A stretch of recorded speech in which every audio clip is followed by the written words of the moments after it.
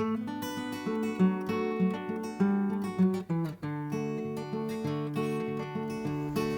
everyone, I'm Adam Haritan. I'm hanging out here at the local park and I'm on the hunt for two mushrooms in particular. And maybe you're familiar with one, or maybe you're familiar with both, or maybe you're not familiar with any of them. That's okay, that's what this video is for. The first one is Hen of the Woods, the classic sheep's head, Maitake frondosa. And the second one is the honey mushroom. So basically I'm on the hunt for hens and honeys. It's the perfect time of year, I'm in the right habitat. I have a good feeling that we're gonna find both. So let's go see what we can find. So here it is, Hen of the Woods, sheep's head, frondosa, the Maitake mushroom. One right here, there's a little one back here, there's another one appearing back here. So three that I spotted at the base of this dead white oak tree. And one of the tips when looking for the Maitake mushroom is to look around the base of the tree. So I looked around some more and I didn't find any more of this, but I did find some honey mushrooms at the base of this tree. But three is pretty good.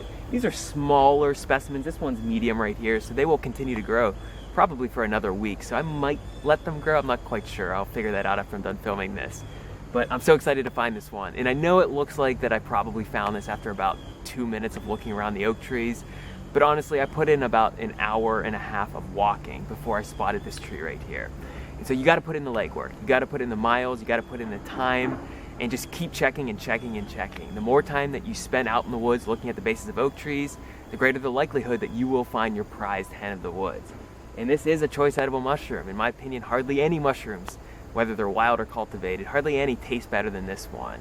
And it's very easy to identify. You won't really make the mistake as long as you go through the key identifying features. And there are few, if any, toxic lookalikes. And it just grows in abundance too. I mean, one cluster can weigh 15 to 20 pounds, if not more. And just a couple days ago, I found 3 nice clusters not too far away from this spot, and I harvested those. And that was probably 20 to 25 pounds collectively. But if you're unfamiliar with this mushroom, let's go over some key identifying features of it so that you can positively identify it. Hen of the Woods contains multiple overlapping caps that are tannish to brownish in color. And at the margin, you will see that it's whitish, especially when this mushroom is young. Now on the underside, this is a key feature. There are no gills, but there is a pore surface. So this is a polypore mushroom, and you will see thousands of tiny little pores from where the spores are dispersed. So that's a key feature. Look for that pore surface. And at first it'll be whitish throughout most of the life cycle of this mushroom, but as this mushroom really matures and gets past its prime, you will see that it turns yellowish or brownish, and this pore surface will separate and almost look like it's forming teeth, but it's still a pore surface. Now this mushroom is fleshy, and so it's not very woody like you might find in many of the bracket fungi, those bracket polypores that grow directly on trees, but it's a fleshy mushroom, and that's what gives it such a great taste and texture whenever you cook it up. Now, as I mentioned before, this mushroom grows at the bases of oak trees, whether they're living oak trees or dead oak trees. And as you can see right here, this is growing not directly on the wood, but just a few inches away. Sometimes you'll see it a few feet away from the base of an oak tree. So this one right here, this one back here, and right over here as well. And as I said, it doesn't have to be a living oak tree, it could be a dead oak tree as well, but I typically look at the older oak trees. I'm not looking for the saplings, I'm not looking for the trees that are 10 to 40 years old, but I'm looking for the bigger trees, 50 to 100 years old, if not larger or older than that. So this one right here, you could see, is probably maybe 80 to 100 years old, and it is dead. And so I'm looking for those sizes whenever I'm looking for my oak trees. And it's not always going to grow at the base of an oak tree. It's been reported at the bases of cherry trees and maple trees and other hardwood trees as well. And even beech trees. I've seen it grow at the base of a beech tree. But the beech is in the same family as the oak tree, so that makes sense.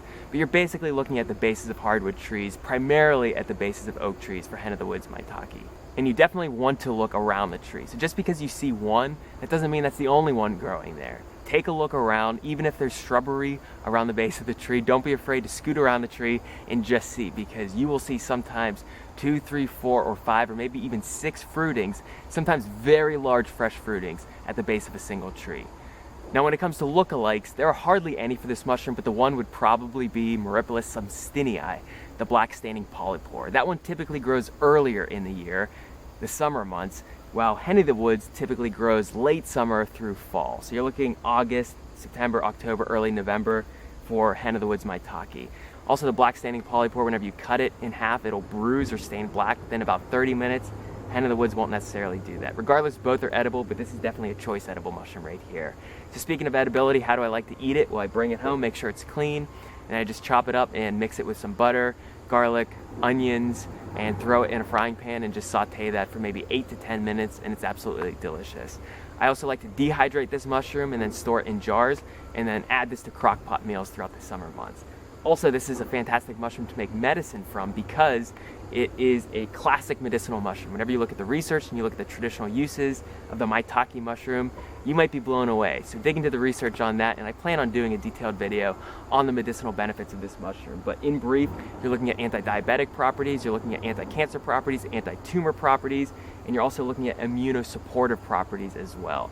So an edible mushroom and a medicinal mushroom, always a pleasure to hunt in the autumn months, and I encourage you to get out there and look for it this time of year. So I'm going to pull the camera off right now because I want to show you the honey mushrooms that are growing maybe 2 feet away from here. And I just want to show you how closely aligned they are to this mushroom. And they're both fruiting from the base of this oak tree. So this is the Maitake mushroom. We've got 1, 2, 3. And then right here we have a cluster of honey mushrooms. So I'll show you what I mean. So as we work our way around the base of this dead white oak tree, look what's at the base right here.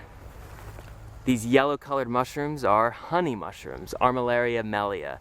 Another edible mushroom, and some people consider it a choice edible mushroom. I really like these. Now I will talk about these in more detail in a couple seconds. These ones look a little beat up, so I will pass on these, but I just wanted to show you how closely spaced they are from the Maitake mushroom.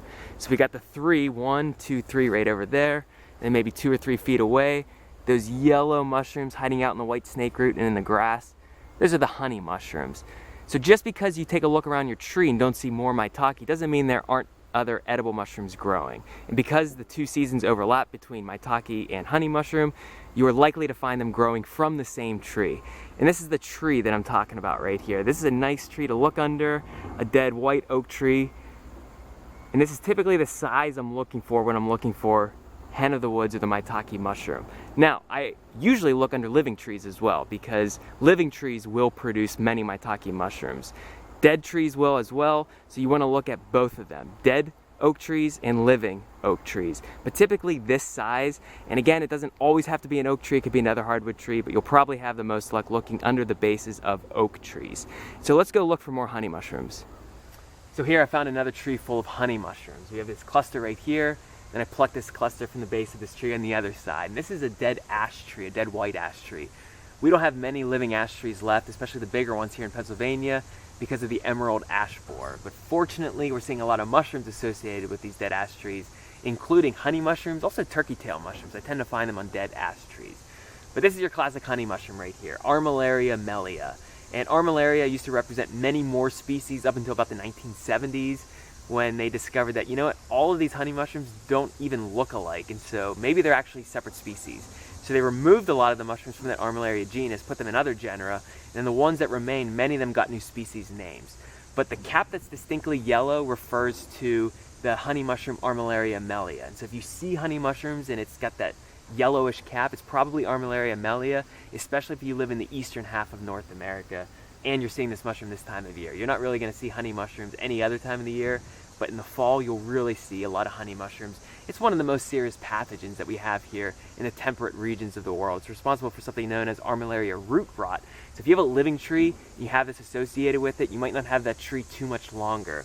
But this also acts as a saprophyte. So once the tree's dead, like this one right here, it'll break down a lot of that dead tissue. And some research shows that Armillaria mushrooms are mycorrhizal as well. So it performs all 3 of those roles. So let's talk about some key features of this mushroom. The cap of Armillaria mellia, as I already mentioned, is yellowish, and this could be a medium to a large size mushroom. So you're looking at between 5 and 6 inches across, if not a little larger. It can definitely be smaller. You know, some of these caps are only between 2 to 4 inches across. The underside of this mushroom has true gills. These gills are whitish, they do discolor brownish, and these gills are attached to the stem. As you work your way down the stem, you will see that it's clustered, and so this mushroom grows in a clustered habit. And these stems are tapered near the base.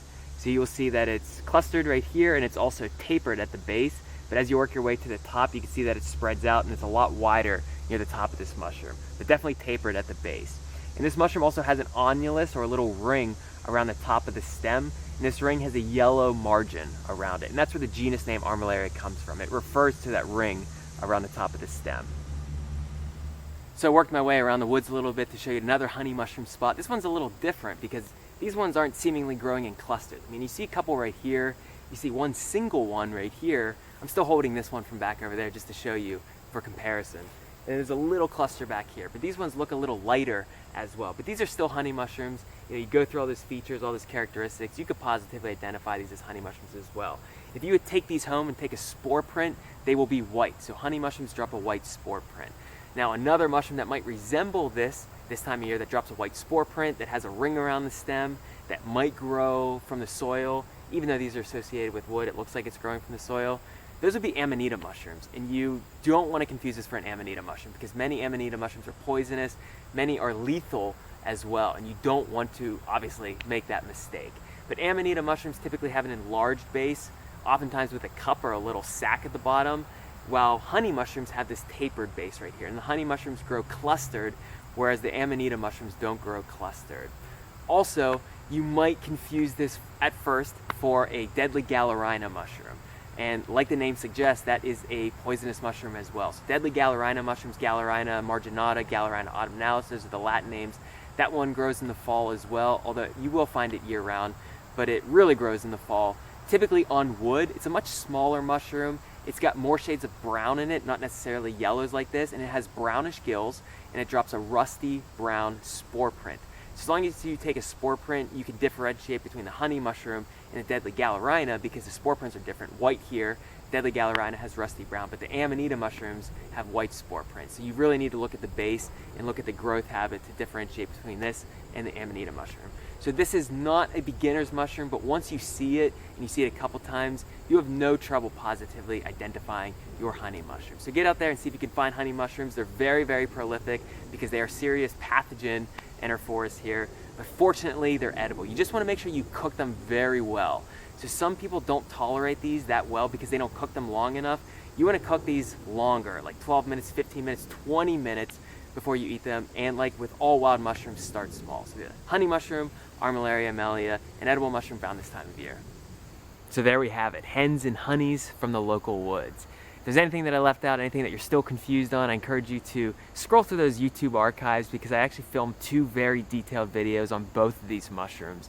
And that'll probably answer any questions that I didn't really get to during this video. But hen of the woods, very easy to identify. It can grow in abundance. It just takes a long time to find it.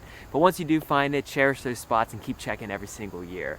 Honey mushrooms, much easier to spot, but not as easy to positively identify. Still, once you do positively identify both of those mushrooms, you will have delicious meals, probably for a lifetime. Thanks so much for watching this video. Happy mushroom hunting.